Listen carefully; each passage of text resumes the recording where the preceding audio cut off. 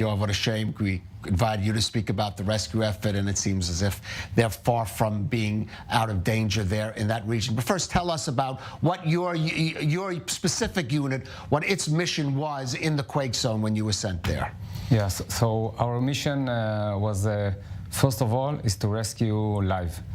We went there, more than 160 people as part of this rescue mission. In addition, later there also arrived a part of the missions that was for a field hospital with 230 people.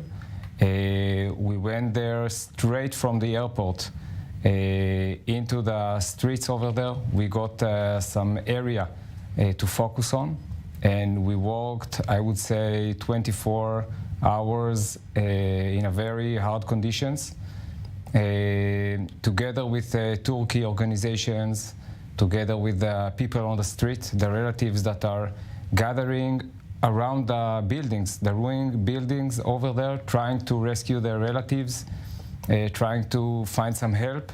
So we, together with other international rescue teams, got there and been there to help them.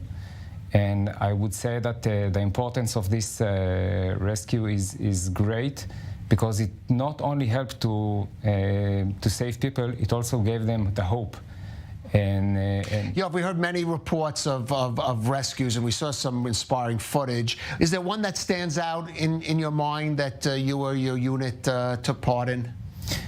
Yes, yes. There was a certain building where we managed to rescue a whole family of two parents and two children. We walked over there more than two days on this specific family, and I can say gladly that we managed to save the two children and also the father. And unfortunately, we found Laila, the mother, already dead. It's a shame. Now, I have to ask you, Yoav, Home Front Command especially was reorganized. I recall after that first Iraq war, Scud missiles were landing on Israel, buildings were being blown up and collapsing on people, and the IDF found itself having to deal with that later on, of course, in the second Lebanon war.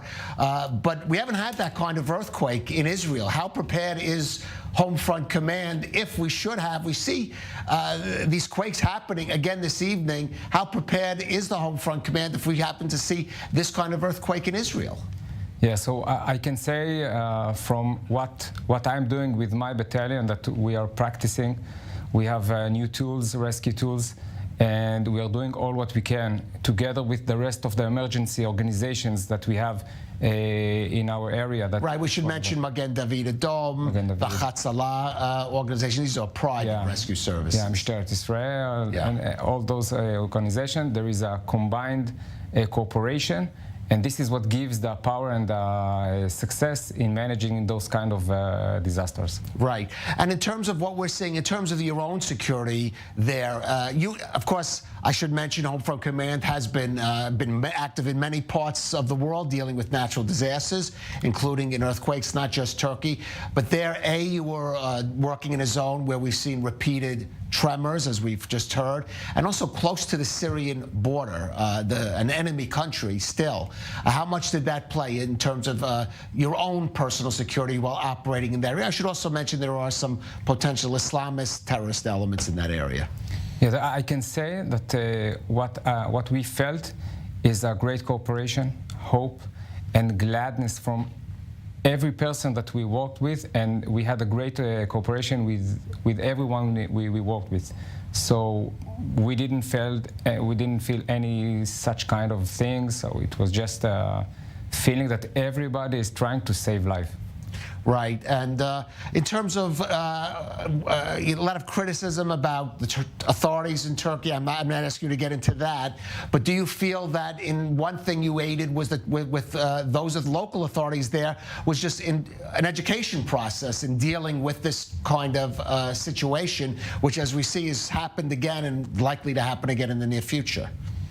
I think that the fact that our mission was managed to rescue 19 people which is more than any previous rescue mission, is something that shows that whenever we are working together with all the population around us and the organization, this is something that gives the hope and success to each one of the people, and I believe everyone in Turkey.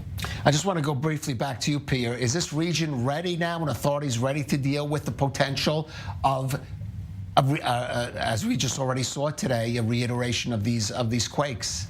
Probably not, Calev. The region we've been in, which was parts of southern Turkey, we've seen complete chaos. All the infrastructure broke down, and this major earthquake is only a bit more than 2 weeks ago.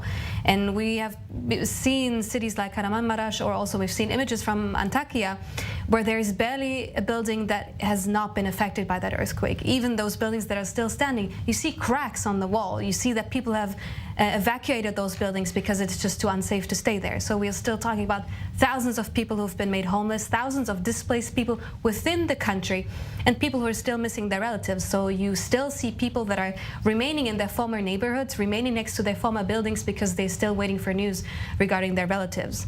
So this is really hitting people who have been devastated from their previous earthquake and who are in still a very, very dire situation.